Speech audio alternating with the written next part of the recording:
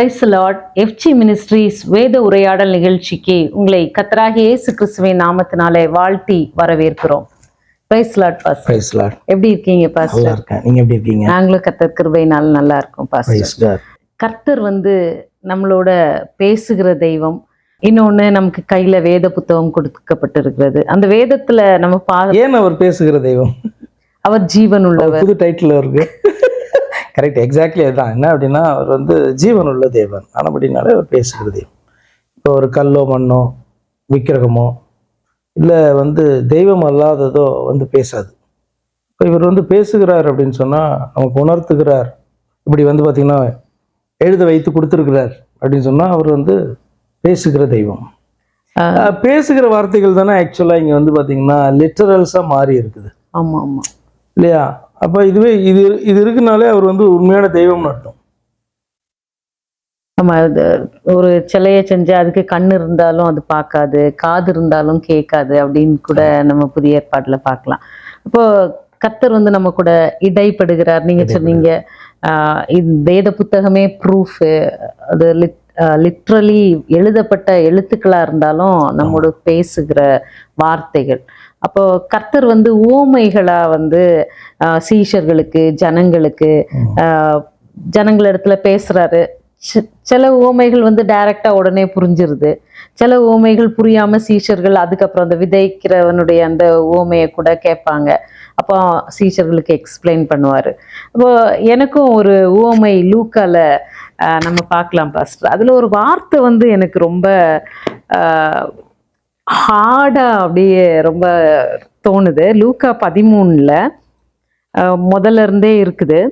அந்த உவமை 5th இருந்து 6வது வசனம். லூக்கா 13:6 ஸ்டார்ட் ஆகுது. நான் 5வது வசனத்தையும் வாசிக்கிறேன் பாஸ்டர். லூக்கா 13:5. அப்படி அல்லவென்று உங்களுக்கு சொல்லுகிறேன், நீங்கள் மனம் திரும்பாமல் போனால் எல்லாரும் அப்படியே கெட்டு போவீர்கள். அந்த பிலாத்து கலிலேயருடைய இரத்தத்தை அவங்க அவர்களுடைய பலியில கலந்துட்டாரு அப்படின்னு சொல்லும்போது, நீங்க அவங்களோட அந்த சீலோவாவின் கோபுரம் விழுந்தது, இதெல்லாம் அவங்க மட்டும் பாவிகள் இல்லை, அவங்கள மட்டும் நீங்க குற்றப்படுத்தாதீங்க அப்படின்னு சொல்லிட்டு, மனம் திரும்பாமல் போனால் எல்லாரும் அப்படியே கெட்டு போவீர்கள் அப்படின்னு 3வது வசனத்துல இருக்கு. அதுக்கப்புறம் ஒரு அத்தி மரத்தின் உவமையை சொல்றாரு. அந்த ஊமைக்கு போகிறதுக்கு முன்னால அந்த 7வது வசனத்துல அந்த கனியை கொடுக்கணும் அப்படின்னு சொல்லிதான் வச்சிருக்கிறாரு. கனி இல்லை, ஒரு சான்ஸ் கொடுக்குறாங்க.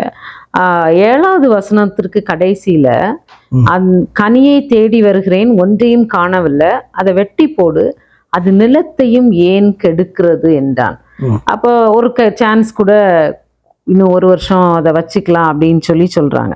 அப்போ அந்த கனி நிலத்தை கெடுக்குது. கனி கொடுக்கல அப்படின்னா அது நிலத்தை கெடுக்குது அப்படிங்கிற வேர்டு.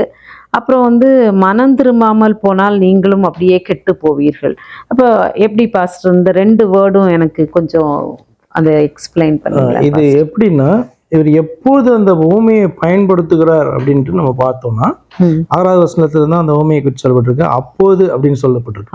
அப்படின்னா குறிப்பிட்ட ஒரு சம்பவம், ஒரு கான்வர்சேஷன் நடக்குது. அந்த கான்வர்சேஷன் ஊடாக தான், அல்லது அந்த கான்வர்சேஷனை முடிச்சுட்டு அடுத்து இந்த ஊமையை ஸ்பெசிஃபிக்காக சொல்றாரு. அதனால தான் அப்போது. ஏன்னு சொன்னால், இப்போ நீங்கள் சில இடத்துல பார்ப்பீங்க, பரலோக ராஜ்யத்தை குறித்த அந்த ஊமையை சொல்லிட்டு வந்தார் அப்படின்ட்டு. எல்லா ஊமையும் ஒரே நேரத்தில் சொன்னாரா என்று நமக்கு தெரியாது. ஆனால் என்ன பண்ணியிருப்பாங்க, கேட்டவர்கள் என்ன பண்ணாங்க, அதை எடுத்து எழுதியிருக்காங்க. சரியா? இப்போ லூக்கா ஒரு நிருபமாக எழுதுறாரு அப்படின்னு சொன்னால், அவர் என்ன பண்ணுறாரு, இயேசுவானவர் சொன்னதான செய்ததான காரியங்களை அவர் என்ன பண்ணுறாரு, எடுத்து என்னென்ன தேவையோ அந்த நிருபத்துக்கு அதெல்லாம் என்ன பண்ணுறாரு, கொண்டு உள்ள வச்சு எழுதுறாரு. அவசியமானது, இல்லைன்னா ரொம்ப பெருசாக போகும் இல்லையா நிருபம். அப்போ இந்த இடத்துலையும் பார்த்தீங்கன்னா குறிப்பிட்டதான ஒரு காரியம் அங்கே நடந்திருக்கு. அது 1வது வசனத்தில் நம்ம பார்த்தா, பிலாத்து சில கலிலேயருடைய இரத்தத்தை அவர்களுடைய பலிகளோடைய கலந்திருந்தான். அந்த வேளையிலே அங்கே இருந்தவர்களில் சிலர் அந்த செய்தியை அவருக்கு அறிவித்தார். இந்த விஷயத்தை அவருக்கு கொண்டு வராங்க.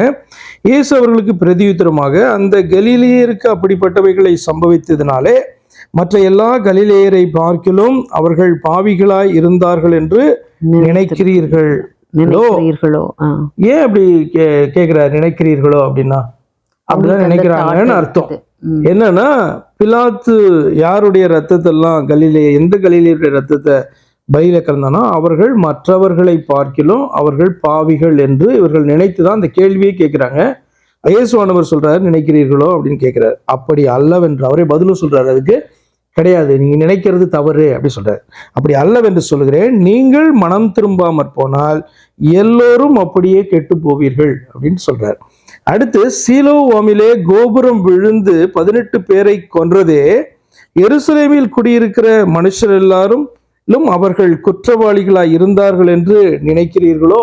அவரே பாத்தீங்கன்னா இன்னொரு இன்சிடென்ட்டை எடுத்து என்ன பண்றாரு, இவர்கள் எல்லாம் அறிந்ததான ஒரு இன்சிடென்ட், அந்த இன்சிடென்ட் எடுத்து என்ன பண்றாரு பேசி, அதுலயும் பாத்தீங்கன்னா நீங்க இப்படி நினைச்சிட்டு இருக்கீங்க இல்லையா, அப்படி கிடையாது, நீங்கள் மனம் திரும்பாமற் போனால் எல்லோரும் அப்படியே கெட்டு போவீர்கள் அப்படின்றதான ஒரு ஃபேக்ட். இது ஆக்சுவலா சத்தியத்தை சொல்லிக் கொடுக்கறதான காரியம். மனுஷனுடைய நினைவு எப்படிதான் காணப்படுது அப்படின்னு சொன்னா, இந்த பூமியிலே பார்க்கிறதான அவர்கள் கூட இருக்கிறதான இந்த ஜனங்க தான். அதுல ஒரு சாரார் இப்படியாக இந்த ஆக்சிடென்ட்ல மறிக்கிறாங்க சீலோவாம் கோபுரத்துல. அல்லது இன்னொருவர் பாத்தீங்கன்னா இந்த பிலாத்துவனுடைய இந்த பொல்லாததான அந்த புத்தியினால நடந்ததான ஒரு காரியம், பலிகளோடு கூட இவர்களுடைய ரத்தத்தை என்ன பண்றாங்க அப்படின்னா அவர்களை பலியாக கொடுத்துட்றான் அப்படின்னு அர்த்தம். அது இப்படிப்பட்டதான காரியங்களை பார்க்கிற மற்றவர்கள் இவர்கள் நம்மளை விட ரொம்ப மோசமான பாவிகளும் குற்றவாளிகளுமா இருக்கிறாங்க அப்படின்ற நினைப்பு வருது. ஆனால் ஆண்டவர் இதை பயன்படுத்தி ஒரு முக்கியமான காரியத்தை சொல்லிக் கொடுக்கிறார். நீங்க மனம் திரும்பணும், இல்லை என்றால் நீங்களும் அப்படிதான், அப்படின்னா நீங்களும் அந்த மாதிரி மறிச்சிருவீங்க அப்படின்னு சொல்லல. நீங்கள் பரலோக ராஜ்யத்துல பிரவேசிக்க முடியாது, நீங்கள் நித்திய ஜீவனுக்குள்ள போகாம நித்திய அழிவை சந்திப்பீர்கள் என்று இந்த பூமியிலே நடக்கிற ஒரு காரியத்தை, 2 காரியத்தை சுட்டி காண்பித்து அவர் சொல்றார். அப்பதான் இந்த ஊமை சொல்லப்படுது. அப்போது அவர் ஒரு ஊமையை சொன்னார். ஒருவன் தன் திராட்சை தோட்டத்தில் ஒரு அத்தி மரத்தை நட்டு இருந்தான். அவன் அதிலே கனியை தேடின போது ஒன்றும் காணவில்லை. ஒருத்தன் தோட்டத்தை வாங்குறான். இப்ப இந்த தோட்டம் என்று சொல்லும் பொழுதே இது எப்படி நீங்க பார்க்கலாம், இந்த தோட்டக்காரன், இந்த மனுஷன் ஊமையான காரியம், அது தேவனை குறிக்கிறது என்றால் இது முழு பூமியை நீங்க எடுக்கலாம். ஆனால் இந்த இடத்துல ஸ்பெசிஃபிக்கா நான் எப்படி பார்க்குறேன் அப்படின்னா, அதுக்கு முன்னாடி இருக்க வசனங்கள்ல இஸ்ரவேலர்களுக்குள்ளே நடந்ததான காரியத்தை குறித்து 2 காரியத்தை குறித்து பேசப்பட்டிருக்கு. அப்ப இந்த தோட்டம் என்பது இஸ்ரவேலரை நீங்க எடுத்துக்கோங்க. அடுத்து இன்னைக்கு கிறிஸ்தவர்களுக்கு வரும், இன்னைக்கு சபைக்கு வரும். முதலாவது இஸ்ரவேலர்களை குறித்து இந்த ஊமையை நீங்க எடுத்துக்கொள்வீங்க அப்படின்னா, அவர்களுடைய தேவன் அது அவருடைய தோட்டம், திராட்சை தோட்டம், அதுக்குள்ள அத்தி மரத்தை வைத்திருக்கிறார். அந்த அத்தி மரத்தை ஏன் வைத்திருக்கிறார்? அத்தி மரத்திட்ட கனியை எதிர்பார்க்கிறார். அதுதான் பாத்தீங்கன்னா அது வைக்கப்பட்டிருக்கிறதுனுடைய நோக்கம். அவர் சொல்றாரு, ஒன்றும் காணவில்லை. அப்பொழுது அவன் அந்த தோட்டக்காரனை நோக்கி, அந்த எஜமான் சொல்றான், இதோ 3 வருஷமாய் இந்த அத்தி மரத்திலே கனியை தேடி வருகிறேன், ஒன்றையும் காணவில்லை, இதை வெட்டி போடு, இது நிலத்தையும் ஏன் கெடுக்கிறது. நமக்கு இதை கேட்கும் போது ரொம்ப டஃபா இருக்கிற மாதிரி தெரியும், ஆனா வெரி கிரேசியஸ் அவங்க. ஏன் அப்படின்னு சொன்னா, இப்ப ஆக்சுவலா இது கனி கொடுக்கலன்னு முதல் வருஷத்துலேயே தெரிஞ்சிடும்.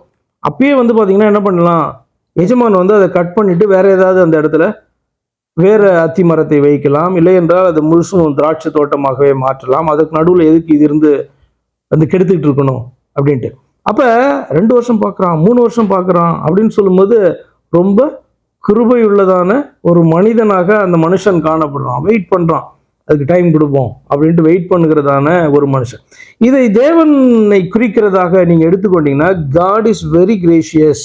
ஏனென்று சொன்னால் முதல் வருஷத்துல என்ன பண்ணலாம், குறிப்பிட்ட காலத்திலேயே இந்த மனுஷன் இதற்கு பிரயோஜனமற்றவன், இவனுக்கு எத்தனையோ முறை பார்த்தீங்கன்னா சுவிசேஷம் அறிவிக்கப்பட்டிருக்கு, ஆனாலும் இவன் மனம் திரும்பி ஏற்றுக்கொள்ளாதவனா இருக்கிறான். மற்றவர்களை பார்த்தீங்கன்னா குற்றவாளி நினைச்சிட்டு என்ன பண்றான் இருக்கிறான். அதனால தேவன் பார்த்தீங்கன்னா அவருடைய பக்கத்துல இருந்து இவனை அழிக்கலாம், கொடுக்க வேண்டிய சான்ஸை கொடுத்துட்டார். இப்போ ஒருத்தன் தப்பு பண்றான் அப்படின்னு சொன்னா அவன் மன்னிப்பு கேட்கும்போது என்ன சொல்லுவான், ஒரே தடவை விட்டுருங்க, நெக்ஸ்ட் டைம் பண்ண மாட்டேன் அப்படி சொல்லுவான். இப்போ இது 2வது தரையும் விட்டு 3வது தரையும் கொடுக்குறாரு அப்படின்னு சொன்னா கொஞ்சம் சிந்திச்சு பார்க்கணும். அந்த மனுஷனுக்கு எந்த அளவுக்கு பாத்தீங்கன்னா அந்த கிருபையை அவர் எக்ஸ்டெண்ட் பண்ணிக்கிட்டே போறாரு, சான்ஸ் மேல சான்ஸ் கொடுத்துக்கிட்டே போறாரு.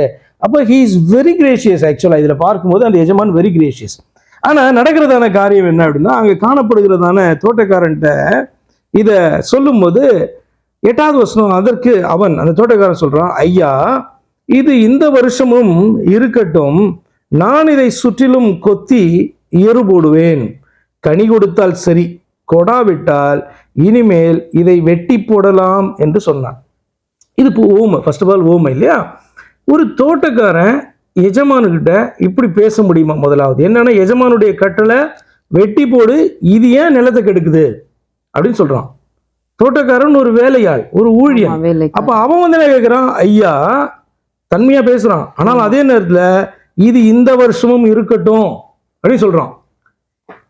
இது இந்த வருஷமும் இருக்கட்டும், நான் இதை சுற்றிலும் கொத்தி எரு போடுவேன், கனி கொடுத்தால் சரி, கொடாவிட்டால் இனிமேல் இதை வெட்டி போடலாம் அப்படின்னு சொல்றான். இது வந்து பாத்தீங்கன்னா ஒரு சாதாரண தோட்டக்காரனா இதை வந்து காரியத்தை பேச முடியாது. இது வந்து நிச்சயமா ஊமை. அப்ப தேவனுடைய தோட்டம், தேவன் வந்து பாத்தீங்கன்னா இப்ப இஸ்ரவேல் தேசத்தை எடுத்துக்கோம். அது வந்து தேவன், அவர்களுடைய தேவன் யாரு? யெகோவா. ஏலோகோ என்கிறதான யெகோவா தான் அவர்களுடைய தேவன். அப்ப அவருடைய ஜனங்கள் இவர்கள்.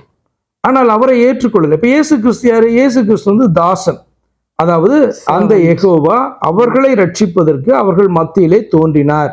இயேசு என்கிற வார்த்தையினுடைய அர்த்தம் அதுதான், யெகோவா எங்கள் ரட்சிப்பு. அப்ப இயேசுவானவர் தோட்டக்காரன். அப்ப இயேசுவானவர் வந்து பாத்தீங்கன்னா பிதாட்ட இன்னொருத்தட்ட பேசுறாருன்னு அர்த்தம் கிடையாது. என்ன மீனிங் அப்படின்னு சொன்னா, இந்த தோட்டக்காரனுடைய வேலை என்ன? ரட்சிப்புக்காக. ஏண்டவர இயேசு கிறிஸ்து வந்து பாத்தீங்கன்னா பூமியில வந்தபோது அவர்களை பார்த்து சொன்னதான், நான் உங்களை வந்து நியாயம் தீர்க்கிறதுக்கு வரல, உங்களை ரட்சிக்கிறதுக்கு நான் வந்தேன். என்னுடைய முதல் வருகையை குறித்து பேசுறார். அப்ப நமக்காக பரிந்து பேசுகிறார், நம்முடைய சார்பில், மனுஷனுடைய சார்பில் நின்று பேசுகிறார். அப்ப நியாயம் தீர்க்கிறது யாரு, வெட்டுறது யாரு அப்படின்னு சொன்னா இயேசு கிறிஸ்து. நீங்க வந்து நியாய தீர்ப்பை குறித்து பார்க்கும் போதும் நியாயாதிபதின்றது பிதா தான். ஆனால் தாம் தெரிந்து கொண்ட மனுஷனை கொண்டு நியாயம் தீர்ப்பார். அப்படியானால் பிதாவானவர் இயேசு கிறிஸ்துவாக நியாயம் தீர்ப்பார் என்று அர்த்தம். ஏனென்று சொன்னால் அவர் மனிதனாக வெளிப்பட்டு இந்த மனிதன் படுகிற பாடுகளை எல்லாம் தன்னுடைய சரீரத்திலே அவர் பெற்று, அவர் குற்றம் செய்யாதவராக, எல்லா விதத்திலும் சோதிக்கப்பட்டும் பாவம் அறியாதவராக, அதாவது தன்னுடைய வார்த்தைகளை மீறாதவராக, அதாவது தன்னுடைய வார்த்தைகளுக்கு கீழ்ப்படிந்து என்று அர்த்தம். ஒருவர் இன்னொருவருக்கு கீழ்ப்படிந்து அல்ல, தன்னுடைய வார்த்தைகள், தான் இந்த ஜனங்களுக்கு தந்த வார்த்தைகளை, நியாயப்பிரமாணத்தை மீறாதவராக, அதாவது சிலுவையின் முடிவு பரியந்தம் கீழ்ப்படிந்து அப்படின்னு அர்த்தம். அப்ப அப்படிப்பட்டவர் தான் பரிந்து பேச முடியும்.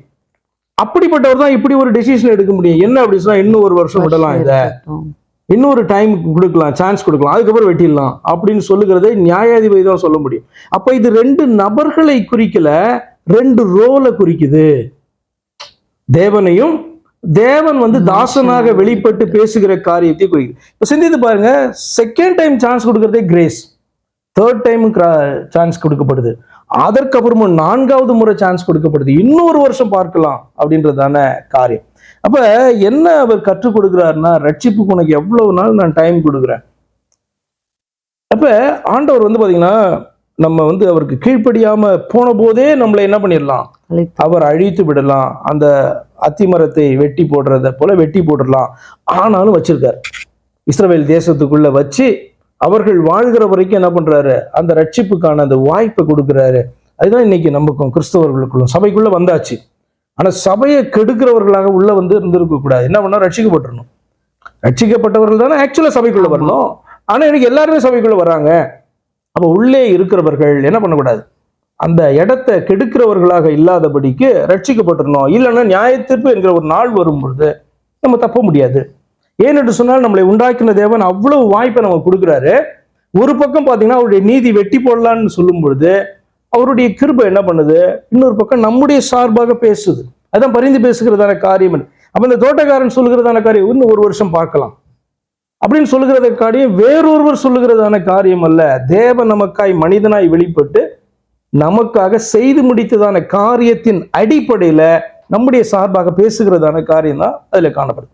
அப்ப மனுஷன் என்ன பண்றான், தவறான காரியங்களை புரிந்து கொண்டு இந்த பூமியில வந்து பாத்தீங்கன்னா தன்னை நீதிமான் நினைச்சுக்கிட்டு மற்றவர்கள் வந்து பாத்தீங்க அப்படின்னு சொன்னா குற்றவாளிகள், பாவிகளாய் இருக்கிறார்கள் என்று அவர்களுக்கு நடக்கிற காரியங்களை வைத்து அவன் எண்ணும் பொழுது, நீங்க மனம் திரும்பணும்னா நீங்களும் அப்படிதான் ஆவீங்க அப்படின்னு சொல்லுகிறது, அழிவை நோக்கி போவீங்க, உங்களுக்கு கிடைக்கிறதான சான்ஸை நீங்க விட்டுறீங்க. அப்ப நான் அவர்களை அனுமதித்தபடினால் கடந்து போகிறார்கள் என்னன்னு சொன்னா அப்படியே உங்களையும் அழித்திருக்கலாம். அப்ப உன்னுடைய வாழ்க்கை காணப்படுது அப்படின்னு சொன்னா உனக்கு சான்ஸ் மேல சான்ஸ் கிடைச்சிக்கிட்டே இருக்குது அப்படின்றத அவரை நோக்கி வந்து அவருடைய வசனத்தை கேட்கிறவங்கள பார்த்து என்ன பண்றாரு, அவர் இந்த காரியங்களை பேசுறாரு. அப்ப அந்த ஊமைக்குள்ள அவ்வளவு காரியங்கள் அடங்கி இருக்கிறது. அப்போ ஒரு திராட்சை தோட்டமா இருக்கு, அதுக்கு நடுவுல ஒரு அத்தி மரத்தை வச்சிருக்கிறாரு. அவருடைய ஜனமா நம்ம சபைக்குள்ளால வந்தா அவருடைய ஜனம் என்று எண்ணப்படுகிறோம். ஆமா, ஆனாலும் உண்மையிலே அவருடைய பிள்ளைகளா இருக்கணும்னா நம்ம வந்து அந்த கனியை கொடுக்கணும், ரட்சிக்கப்படணும். என்ன அப்படின்னா மனம் திரும்பி இருக்கணும். இப்ப என்ன அப்படின்னா இங்க வந்து அவர் சொல்லுகிறதா இந்த வார்த்தை நீங்க வச்சா, நீங்கள் மனம் திரும்பாமல் போனால் அப்படின்னா என்ன கனியை அங்க எதிர்பார்க்கிறார்? மனம் திரும்புதலான கனியை எதிர்பார்க்கிறார். யோவான் சொன்னதை போல ஞானஸ்நானம் எடுக்க வரீங்க, முதலாவது மனம் திரும்புதலுக்கு ஏற்ற கனிகளை கொடுங்க. அப்ப சபைக்குள்ளே காணப்பட்டு மனம் திரும்பாதபடிக்கு ஒரு மனுஷன் காணப்படுறான்னா அவன் இன்னும் ரட்சிப்பை அடையல. தேவனுடைய பிள்ளை என்கிற டைட்டில்ல காணப்படுறான், கிறிஸ்தவன் என்கிற பெயரிலே அவன் உள்ளே காணப்படுறான், ஆனால் கிறிஸ்தவன் அல்ல. தேவனுடைய பிள்ளை என்கிற டைட்டில் காணப்படுது, ஆனா தேவனுடைய பிள்ளை அல்ல.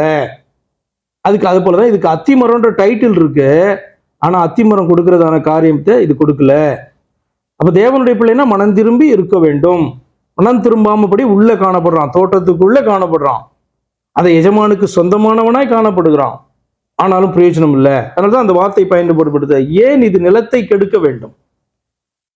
அப்போ நம்ம சபைக்குள்ளால கர்த்தருடைய கிருபையினால எல்லாருமே வந்து நம்ம ஆக்சிடென்டலா வந்து சபைக்குள்ளால போகல, கர்த்தர் வந்து நமக்கு அந்த கிருபையை தந்திருக்கிறார். உள்ள போறோம், உள்ள போனா நம்மகிட்ட எக்ஸ்பெக்ட் பண்ணப்படுது, நான் வந்து மனம் திரும்பி விசுவாசியாகி நான் ரட்சிக்கப்படணும். என்னன்னா ரொம்ப சிம்பிள், உள்ள போனா நம்மள்ட்ட ரட்சிப்பின் வஸ்திரம் எதிர்பார்க்கப்படுகிறது. இப்ப அந்த கல்யாண பந்திக்கு வந்து உள்ள வருகிறதான காரியம் அதை தான் குறிக்கிறது. சபைக்குள் வருகிறாய், அதுக்கு மேல வெளியில இருக்க அழைப்பை பெற்று உள்ள வர, உள்ள வரும்போது கூட உன் கையில வந்து இது இல்லை, ரட்சிப்பின் வஸ்திரம் இல்லை. ஆனா ரட்சிப்பின் வஸ்திரத்தை உள்ள வரும்போது நீ என்ட்ரன்ஸ்ல வாங்கிட்டு வந்திருக்கணும். இல்ல உள்ள வந்து உட்காரும் போதாவது பக்கத்துல இருக்க எல்லாரும் வந்து பாத்தீங்கன்னா அந்த கல்யாண வஸ்திரத்தை தரித்து இருக்கிறார்கள். அர்த்தம் என்ன? ரட்சிப்பின் வஸ்திரம், நீதியின் வஸ்திரம் தரிக்கப்பட்டிருக்கு. நமக்கு மட்டும் இல்லையே அப்படின்னு பார்த்தாது அறிந்து கொண்டு என்ன பண்ணிருக்கணும், நம்மளே உணர்ந்து உடுத்தி இருக்கணும். பாக்குறல்ல, பக்கத்துல பாக்குற பந்தி இருக்கிறவங்க எல்லாரும் என்ன பண்றாங்க, எல்லாருமே கல்யாண வஸ்திரம் தரித்திருக்காங்க, நமக்கு இல்லையே. அப்ப சபைக்குள்ள வருகிறதான மனுஷன் நாம இன்னும் மனம் திரும்பலையே, எல்லாம் மனம் திரும்பி இருக்காங்களே அப்படின்றதான உணர்வை பெறணும்ல. ஆமா, சபைக்குள்ளாலே கம்யூனியனுடைய பர்பஸே தான். கம்யூனியன் அப்படின்னும் போது நம்ம ஏன் கம்யூனியன் எடுக்க முடியல, திருவிருந்து நம்ம எடுக்க முடியலன்னு கொஞ்சம் சிந்திச்சா கூட, ஏன் இவர்கள் எல்லாம் தேர் ஆல் பார்ட் ஆஃப் தட், நம்ம ஏன் வந்து பாத்தீங்கன்னா ஐசோலேட் ஆகுறோம் அப்படின்னா நம்ம கர்த்தருடைய வார்த்தைக்கு கீழ்ப்படியலன்னு நமக்கே தெரியுது. ஆனபடினால்தான் அதுல நம்ம இணைக்கப்படல. நம்மளே கூட அதுல இணைத்து நம்மளே அதுக்கு சாட்சி, நான் கீழ்ப்படியில தெரியுதுல்ல. அதை போலதான், அதனாலதான் அவன் வந்து பாழ்கடிப்புல தள்ளப்பட்டான். அது கல்யாண வஸ்திரம் என்றதான ஒரு பெயர் அதுக்கு காணப்பட்டாலும், அது கல்யாண விருந்து என்று சொல்லப்பட்டாலும், ராஜாவினுடைய அழைப்பு என்று சொல்லப்பட்டாலும், அது ஓமையான காரியம், பரலோக ராஜ்யத்தை குறித்ததான ஓமையான காரியம். அப்ப இன்றைக்கு சபைக்குள்ள வருகிறவர்கள் என்ன பண்ண, அவர்கிட்ட எதிர்பார்க்கப்படுகிற காரியம் மனம் திரும்பணும். மனம் திரும்பினா ஆண்டவர் ரட்சிப்பினால் அலங்கரிப்பார். மனம் திரும்பினா மன்னிப்பை பெறுவல்ல, மன்னிப்பை பெற்றால் ரட்சிப்பினால் அலங்கரிக்கப்படுகிறார். அப்போ நீங்க எனக்கு முதல்ல அந்த வார்த்தை அது நிலத்தை ஏன் கெடுக்கிறது ரொம்ப ஹார்டா தோணுச்சு. ஆனா நீங்க வந்து அதை சபையா வச்சு அதை வந்து கர்த்தருடைய பிள்ளைகளா உலகம் இஸ்ரவேலனுக்குள்ளால காணப்பட்டா அவன் இஸ்ரவேலனா இருக்கணும் அப்படின்னு சொன்னீங்க. அப்போ அது நல்லா புரிஞ்சுது பாஸ்டர். அப்போ மனம் திரும்புகிறவங்களாக தான் முன்னால ஆதி அப்போஸ்தலர்கள் காலத்துல மனம் திரும்புகிறவர்கள் தான் சபையிலே சேர்க்கப்பட்டாங்க. இப்போ அப்படி இல்லை, ஓப்பனா இருக்கு, நமக்கு சான்ஸ் வந்து ஓப்பன், நமக்கு என்ட்ரி வந்து எல்லாருமே வந்து என்ட்ரி வந்து எல்லாருக்கும் இருக்கு. பட் உள்ள வந்தா நமக்கு அந்த தகுதி வேணும், மனம் திரும்பி இருக்கணும், அதற்கான வாய்ப்பு நமக்கு கொடுக்கப்பட்டுட்டே இருக்கு. அதனால நம்ம மனம் திரும்பி தொடர்ந்து அதுதானே சபையில பேசப்படுது. கிறிஸ்தவ சபைகளுக்குள்ள பேசப்படுகிற வேதத்தை எடுத்து பேசினாலே மனம் திரும்புதலை குறித்து தானே, ரட்சிக்கப்படணும். என்ன பர்பஸ்? உள்ள வருகிறதான காரியமே கர்த்தரை அறிய வேண்டும், ஏற்றுக்கொள்ள வேண்டும், ரட்சிக்கப்பட வேண்டும், பரலோகத்துக்குள்ள பிரவேசிக்க வேண்டும். இதுதான் ஆண்டவர் சபையை வைத்திருக்கிறார். அவர் கட்டளையிட்ட யாவையும் கை கொள்ளும்படி அவர்களுக்கு உபதேசம் பண்ணுங்க.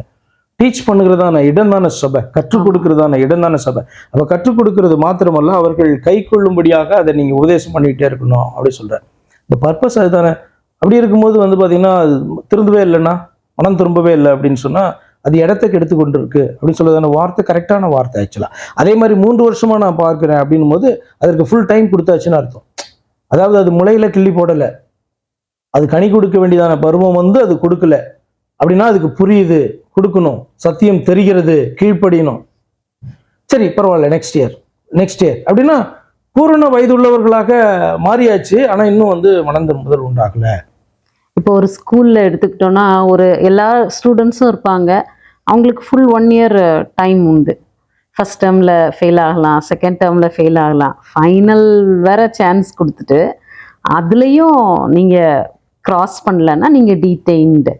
அப்போ 1 இயர் படிக்கிற பிள்ளைக்கும் படிக்காத பிள்ளைக்கும், ஒபே பண்ணுற பிள்ளைக்கும் ஒபே பண்ணாத பிள்ளைக்கும் சேம் கிளாஸில் அவங்கள தள்ளி வைக்கவோ இல்லை, எல்லாரும் கூட தான் நம்ம பிள்ளைங்கள நம்ம உட்கார வச்சு நம்ம டீச் பண்ணுறோம். அப்போ அது ரொம்ப அழகாக புரியுது பாஸ்டர். அப்போ அந்த நிலத்தை ஏன் கெடுக்குது அப்படின்னா, இந்த ரட்சிக்கப்படாத கூட்டம் பெருகிட்டனாலே சபையை கெடுத்துரும்.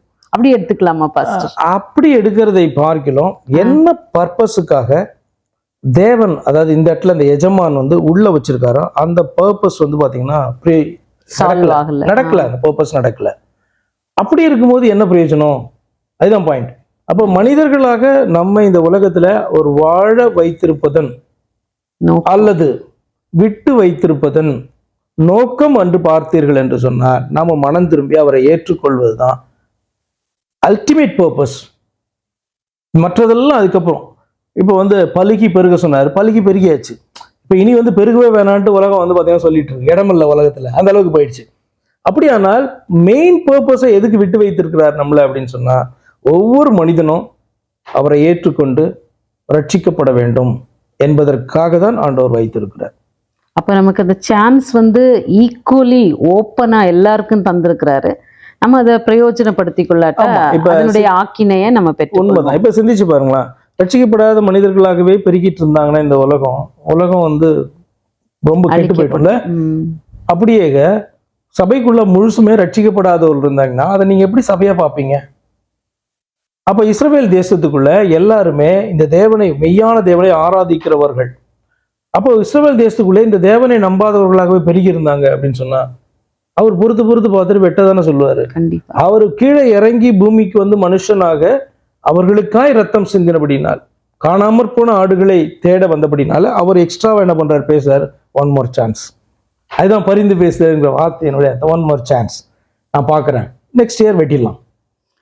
அதை கூட நான் பேசணும் அப்படின்னு சொல்லி நினச்சேன் பாஸ்டர். அப்போ அந்த அந்த நிலத்தை ஏன் கெடுக்குது அதுங்கிறது அந்த பர்பஸ் சால்வ் ஆகலை. ஸோ அப்படின்னு சொல்லி அதுக்கப்புறம் அதுக்கு முன்னால் நீங்கள் எக்ஸ்பிளைன் பண்ணீங்க. முதல்ல 3 வருஷம் நம்ம படைக்கப்பட்டதுனால நம்ம இந்த உலகத்தில் நமக்கு ஜீவன் கொடுக்கப்பட்டிருக்கு அப்படின்னு. இந்த 3 வருஷன்றதை நீங்கள் பார்த்தீங்கன்னா ரொம்ப ஷார்ட் பீரியட் தானே, அப்படி பார்க்கணும். இது கம்ப்ளீட்னு அர்த்தம். என்ன அப்படின்னா, இப்போ இயேசு கிறிஸ்துவனுடைய ஊழியம் 30 வயதிலே தொடங்குது. 3 வருஷம் அல்லது ஏறக்குறைய 3.5 வருஷம், எக்ஸாக்டாக சொன்னால் 3.5 வருஷம் தான் அவருடைய ஊழியம். அப்போ அந்த ஊழியத்தில் அவர் என்னென்ன செய்யணுமோ எல்லாத்தையும் கம்ப்ளீட் பண்ணார் 3 வருஷத்தில். அப்போ அந்த 3.5 அப்படின்னு சொல்றது பார்த்தீங்கன்னா இந்த இடத்துல ஷார்ட் பீரியட் கிடையாது, பூரணமானது, கம்ப்ளீட் பீரியட். உனக்கு எவ்வளோ சான்ஸோ அவ்வளோ சான்ஸோ அப்படின்னு அர்த்தம். அது அப்போ அந்த கம்ப்ளீட் பீரியட் கொடுக்கப்படுது. அதுக்கப்புறம் எக்ஸ்டென்ஷன், மனுஷனா வெளிப்பட்டு காட் அந்த எக்ஸ்டென்ஷனை கொடுத்து இனி நியாயாதிபதியா வர போறாரு. அப்ப நமக்கு எக்ஸ்டென்ஷன், அப்ப எவ்வளவு ஒரு கிருபை உள்ள தேவன், எவ்வளவு சான்ஸ். அதுதான் அதுல அவர் சொல்றார், அவ்வளவு கிருபையும் இரக்கம் உள்ள தேவனாக அவர் காணப்படுகிறதா அதுல சரி. வெட்டி போடுங்க அப்படின்னு சொல்றதான பாயிண்ட் நம்ம பெருசா பாக்குறோம். ஆனா அவர் பாத்தீங்கன்னா அந்த தன்னுடைய கிருபைய, நீடிய பொறுமையை எப்படி காண்பிக்கிறாரு அப்படின்றதுதான் அதுல முக்கியமா காணப்படுது. அதனாலதான் பேதுரு சொல்றாரு, நீடிய பொறுமையை ரட்சிப்பென்று எண்ணுங்க. அந்த 1 இயர் சான்ஸ் கொடுக்குறாருல, அதை ரட்சிப்புன்னு எண்ணி ரட்சிக்கப்பட்டுரு. அப்போ நம்ம சபைக்குள்ளால போகும்போது எவ்வளவு அந்த ஒரு ரெவரன்ஸ், அந்த ஒரு பயபக்தியோட காணப்படணும். புதிதாய் நம்ம உள்ள பிரவேசிக்கும் போதும், ரட்சிக்கப்படாத ஒரு ஆத்மாவை உள்ள பிரவேசிக்கப்படும் போதும் நம்மகிட்ட என்ன எதிர்பார்க்கப்படுது எல்லாமே கிளியரா சபையில போதிக்கப்படுது. அப்போ சபைக்குள்ளால காணப்படுறவங்க நம்ம எப்படி கர்த்தரை சேவிக்கிற கூட்டமா, எப்படி ரட்சிக்கப்பட்ட ஒரு சேனையா, ஜனமா, அவருடைய குடும்பமா நம்ம காணப்படணும் அப்படிங்கிறத இதுல இருந்து நல்லா புரிஞ்சுக்கொள்ள முடியுது பாஸ்டர். எனக்கு இன்னும் ஒரு டவுட், என் பையன் கேட்ட டவுட்டு. அதாவது ரட்சிக்கப்பட்டாச்சு, மரித்து போறாங்க, அந்த ஆத்துமா டைரக்டா உடனே பரலோக ராஜ்யம் போகுமா, இல்லை நியாய தீர்ப்புன்னு ஒன்று இருக்கே அதுக்கு அப்புறம் தான் பரலோகத்துக்குள்ளால போகுமா ரட்சிக்கப்பட்ட ஆத்மா? அப்போ அதுக்கு என்ன பதில்? ஆத்மா அப்படின்னு சொல்லும்போது அது வந்து இன்னர் மேனை குறிக்குது இல்லையா? ஆமா. அப்போ அந்த ஆத்மா அப்படின்னு சொல்லும்போது அதுவே திரும்ப 2 ஸ்பிரிச்சுவல் பார்ட்டாக காணப்படுது. என்ன அப்படின்னு சொன்னால், நீங்கள் திரும்பவும் ஆண்டவர் எப்படி சிருஷ்டித்தார் என்கிறதான காரியத்துக்கு போகும்போது தான் இந்த மரணத்தின் காரியம் வந்து புரியும். அப்போ மனுஷனை ஆண்டவர் வந்து உண்டு பண்ணி அந்த மனுஷனை வந்து பார்த்தீங்கன்னா அந்த பூமியிலேருந்து எடுத்து உண்டு பண்ணுறாரு அப்படின்னா அது அவருடைய சரீரத்தை குறிக்குது, நிச்சயமாக ஆத்மாவே கிடையாது. அப்போ அவனுடைய சரீரத்தை இந்த பூமியினுடைய மண்ணினாலே அவர் என்ன பண்ணுறாரு, உருவாக்குகிறார். அதுக்கு பின்பு ஜீவ சுவாசத்தை ஊதுகிறார் என்று வாசிக்கிறோம். அப்படியான ஸ்பிரிட்டை உண்டு பண்ணுகிறார். அப்போ ஸ்பிரிட்டை உண்டு பண்ணும்போது தான் அந்த ஆத்மா ஜீவாத்மா. அந்த இடத்துல நீங்கள் 2 வேர்டை பார்க்குறீங்க, ஆத்மா ஜீவாத்மா. அப்படின்னா அந்த ஸ்பிரிட், அதாவது ஆத்மா என்பது லைஃப் பெறுகிறது, ஜீவன் பெறுகிறது, ஆக்டிவேட் சொல்றது. அப்பதான் லைஃப் உண்டாகுது. அதுக்கு அது வரைக்கும் என்ன சொல்லலாம், ஆண்டவர் வந்து அதை உண்டாக்கி இருக்கிறார், இன்னும் அதுக்கு ஜீவன் தரல. ஜீவன் தரதுன்னா என்ன, ஸ்பிரிட்டை கொடுக்கறது. அப்ப நம்முடைய ஆத்மாவுக்கு ஜீவன் தருகிற தீபம் என்ன என்று சொன்னால் நம்முடைய ஸ்பிரிட்னு அர்த்தம். அப்ப நீங்க வந்து பாத்தீங்கன்னா இதை ஆக்சுவலா பிரிக்க முடியுமானால் நம்மளால பிரிக்க முடியாது. ஆனால் கர்த்தருடைய வார்த்தை வந்து ஆவியும் ஆத்மாவையும் பிரிக்க வல்லமையுடையதா இருக்கு அப்படின்னு வேதத்துல நீங்க எபிரேயர்ல நீங்க வாசிப்பீங்க. அப்ப அங்க போய் நம்ம அதை புரிஞ்சுக்கிட்டாதான் என்ன அப்படின்னா, இந்த ஸ்பிரிட் என்பது, அந்த ஜீவன் என்பது, ஜீவன் ஸ்பிரிட்டு ஆவியெல்லாம் ஒண்ணுதான். என்ன ஆத்மான்றது அதுவும் ஸ்பிரிச்சுவல் தான், இன்னர் மேனை குறிக்கிறது. ஆனா அந்த ஸ்பிரிட், நம்முடைய ஸ்பிரிட்டை ஆண்டவர் நமக்கு உண்டாக்கும் பொழுது நம்மளுடைய ஆத்மாவானது ஜீவன் பெறுகிறது. அப்கோர்ஸ் ஆண்டவர் வந்து பாத்தீங்கன்னா சரீரத்தை உண்டு பண்ணியிருக்கார், மண்ணுல இருந்து எடுத்து உண்டு பண்ணியிருக்கார்.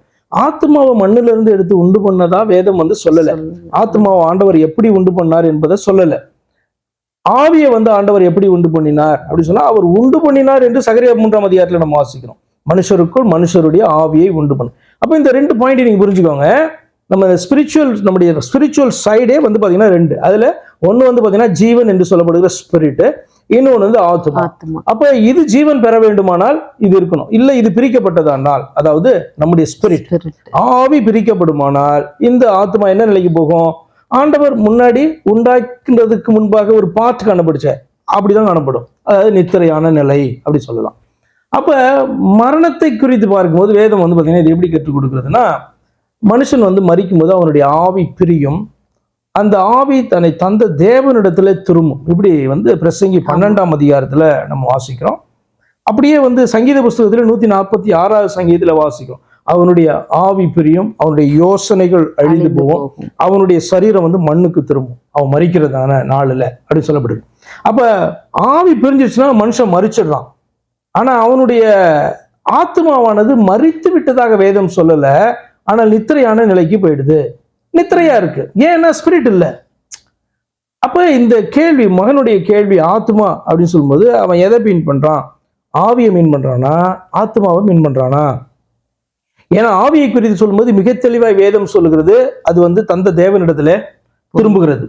அவிசுவாசியாய் மரித்தாலும் சரி, விசுவாசியாய் மரித்தாலும் சரி.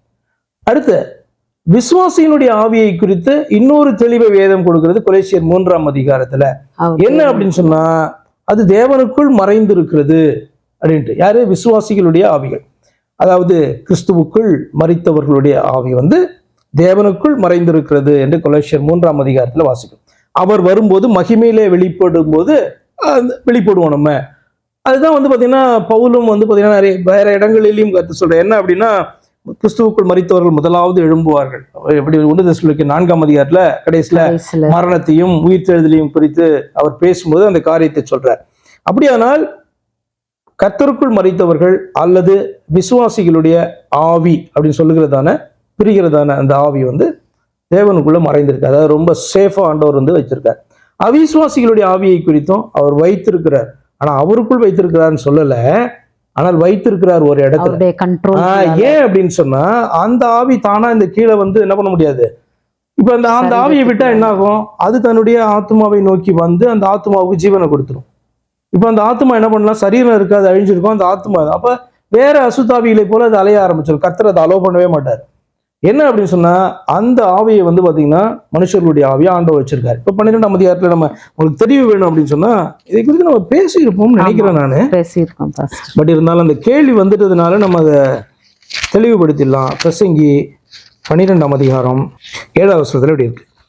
இவ்விதமாய் மண்ணானது தான் முன்னிருந்த பூமிக்கு திரும்பி ஆவி தன்னை தந்த தேவனிடத்திற்கு மறுபடியும் போகாததற்கு முன்னும் அவரை உன் வாலிப பிராயத்தில் நினை. அப்படி வாசிக்கும். அப்ப ஆவி தன்னை தந்த தேவனிடத்துல மறுபடியும் போகும், உண்டாக்கினதான தெய்வத்திடத்துல போகும் அப்படின்ட்டு அங்க சொல்லப்பட்டிருக்கு. அப்படியே சங்கீதம் புஸ்தகம் 146 2 வாசிக்கலாம். நான் உயிரோடு இருக்க மட்டும் கர்த்தரை துதிப்பேன்.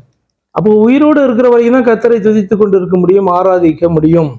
நான் உள்ளளவும் என் தேவனை கீர்த்தனம் பண்ணுவேன். பிரபுக்களையும் ரட்சிக்க திராணி இல்லாத மனுபுத்திரையும் நம்பாதேயுங்கள். அவனுடைய ஆவி பிரியும். எவனுடைய ஆவி? மனுஷனுடைய ஆவி பிரியும். அவன் தன் மண்ணுக்கு திரும்பும். அப்படின்னா சரீரம் மண்ணுக்கு திரும்பும். அந்நாளிலே அவன் யோசனைகள் அழிந்து போகும். இது ஆத்மாவை குறித்து பேசுகிறதான காரியம். ஆத்மாவை குறித்து பேசுகிறான். அப்ப மரித்த பின்பு மனுஷன் ஆண்டவரை துதித்து கொண்டு இருப்பானா அப்படின்னா இல்ல. நாசியிலே சுவாசம் உள்ள யாவும் கர்த்தரை துதிப்பதாக. மரித்தவர்களும் மௌனத்தில் இறங்கினோம், அவரை துதிக்க மாட்டாங்க. ஏன்னா அவருடைய ஆத்மா ஜீவனற்றதாய் காணப்படுகிறபடியா சரீரத்தை பார்க்க முடியும், ஆத்மாவை பார்க்க முடியாது. அப்ப இதுதான் நடக்கிறதான காரியம். அப்ப இது ரெண்டுமே என்ன அப்படின்னா, முதல் உயிர்த்தெழுதல் அப்படின்னு உண்டாகும் பொழுது எப்படி முதல் மரணத்தை சந்திக்கலாம், முதல் உயிர்த்தெழுதல் உண்டாகும் போது கர்த்தருக்குள் மரித்தவர்கள் முதலாவது எழுந்திருப்பார்கள் அப்படின்ட்டு வெளிப்படுத்தல் 20 பவுல் 1 தெசலோனிக்கே 4ஆம் அதிகாரம் கடைசிலையும் சொல்றார். அப்ப அவருக்குள் வைத்திருக்கிறதான அவர் வரும்போது இந்த காரியம் நடக்கும். அப்ப அதுக்கப்புறமாக ஒரு உயிர்த்தெழுதல் உண்டாகுது. என்ன அப்படின்னா, அவிசுவாசிகளாய் கர்த்தரை ஏற்றுக்கொள்ளாம மரிக்கிறவர்களுக்கும் ஒரு உயிர்த்தெழுதல் உண்டாகி நியாய தீர்ப்பு பெற்று அவர்கள் அழிக்கப்படுவார்கள். அப்போ ரட்சிக்கப்பட்ட அந்த ஆத்மா அவருக்குள்ளால இருக்கிறதுல அந்த ஆவி, அந்த ஆவியும் அந்த ஆத்மாக்குள்ளால போயிட்டு அப்புறம் அந்த ஆத்மாவும் நியாயம் தீர்க்கப்பட்டு தான் பரலோகத்துக்கு போகுமா? இப்ப எப்படின்னா, எல்லாருமே கிறிஸ்துவனுடைய நியாயாசனத்திற்கு முன்பாக நிற்க வேண்டும். இப்ப நியாயாசனம் அப்படின்னு சொன்னா என்ன அர்த்தம்? இப்ப ஒரு கோர்ட் இருக்குன்னா அந்த கோர்ட்டுக்கு எல்லாருமே போய் ஆகணும், ஜட்ஜை சந்திச்சே ஆகணும். இப்ப நிரபராதி அப்படின்னா எப்ப? சட்டத்தின்படி நிரபராதி அப்படின்னு சொன்னா கோர்ட்டுக்குள்ள போனாலும் வெளியில வரலாம். ஆனா சட்டத்தின்படி நிரபராதி இல்லை அப்படின்னா, குற்றவாளியானா கோர்ட்டுக்கு போயிட்டு ஜெயிலுக்கு தான் போகணும். எதுக்கு? அழிவுக்காக. அப்ப அந்த கான்செப்ட்ல தான் பாத்தீங்கன்னா இதுவும் சொல்லப்பட்டிருக்கு. கிறிஸ்துவோடைய நியாயாசனத்துக்கு முன்பாக எல்லாம் போனோம். ஆனா கர்த்தருக்குள் மரித்தவர்கள் உயிரோடு எழுந்து நியாயாசனத்துல நிற்க முடியும். அவர்களால் நியாய தீர்ப்பிலே நிற்க முடியும். சங்கீதம் 1 சொல்லுகிறதே, நியாய தீர்ப்பில் அவர்களால் நிற்க முடியும், ஆனால் துன்மார்க்கரோ நியாய தீர்ப்பில் நிற்பதில்லை. அப்படின்னா அவர்களால் அங்கு நிற்க முடியாது, நிரபராதி என்று வெளியே வர முடியாது. ஏனென்று சொன்னால் நமக்காக பரிந்து பேசுகிறவரும் அவர்தான், நமக்காக நியாயாதிபதியாய் வீற்றிருப்பதும் அவர்தான். அப்ப அவருடைய நியாயாசனம், அதான் கிறிஸ்துவின் நியாயாசனத்துக்கு முன்பாக நாம் வெளிப்பட வேண்டும். இப்போ புரியுது. அவ்வளவுதான் விஷயம். அப்போ நீங்க அந்த கோர்ட்டுன்னு சொல்லி இன்னசென்ட்டும் அந்த குற்றவாளியும் ரெண்டு பேருமே everybody has to pass through. அந்த கேட். விசுவாசிகள் என்ன பண்ணுவாங்க அப்படின்னு சொன்னா, அவர்கள் நிரபராதிகளா வெளியே வருவாங்க. அதான் நித்திய ஜீவன். யார் குற்றவாளிகள் என்று தீர்க்கப்படுவார்கள்? துன்மார்க்கர், ராகவே மரிக்கிறவர்கள், நீதிமானாக மாறாதவர்கள், மனம் திரும்பாதவர்கள், ரட்சிப்படையாதவர்கள், இயேசு கிறிஸ்து ஒருவரே தங்களுடைய தெய்வம் என்று ஏற்றுக்கொள்ளாதவர்கள், அவருடைய நாமத்தின் மேல் விசுவாசத்தை வைத்து அவருடைய பிள்ளைகளாக மாறாதவர்கள். ஆமா, அப்போ அந்த எக்ஸாம்பிள் ரியலி எனக்கு அந்த எல்லாம் கிளியரா எனக்கு அந்த டவுட் புரிஞ்சிருச்சு பாஸ்டர். அப்போ அந்த நியாயாசனத்துல நின்று நம்ம கர்த்தருடைய பிள்ளைகள் இன்னசென்ட்டா இந்த எப்படி கோட்டு தீக்குதோ அது மாதிரி அவங்க பரலோகவாசிகள், இவங்க ஆக்கினை தீர்ப்பு அப்படின்னு சொல்லிட்டு. அப்போ இதுல நீங்க பிரசங்கி வச்சு சொன்னீங்க, சங்கீதத்தை வச்சு சொன்னீங்க, கிளியரா எக்ஸ்பிளைன் பண்ணீங்க பாஸ்டர்.